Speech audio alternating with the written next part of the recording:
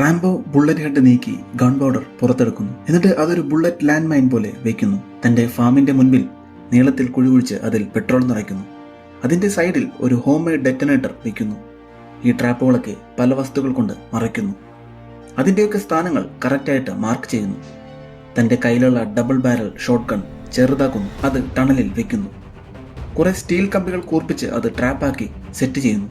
തടിയിൽ ആണികൾ തറച്ച് അത് ടണലിന്റെ മുകളിൽ വെക്കുന്നു. അവസാനം തടി കൊണ്ടുള്ള റാംബോ സ്പെഷ്യൽ ട്രാപ്പും സെറ്റ് ചെയ്യുന്നു.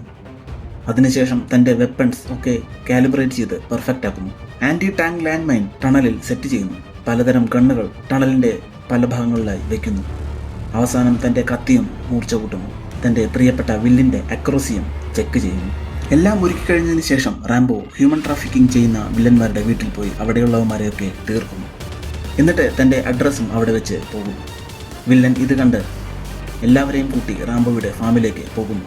വണ്ടികളെല്ലാം ഫാമിലേക്ക് കയറിയതും ഒരു കാർ ആദ്യത്തെ ട്രാപ്പിൽ പെടുന്നു. തുടർന്ന് പെട്രോൾ നിറച്ച കുഴികൾ എല്ലാം തന്നെ തീപടർന്നു. ചെറിയൊരു വഴി മാത്രം തുറന്നു കിട്ടുന്നു. അതിൽ കൂടി വില്ലന്മാർ ഫാമിലേക്ക് കടക്കുന്നു.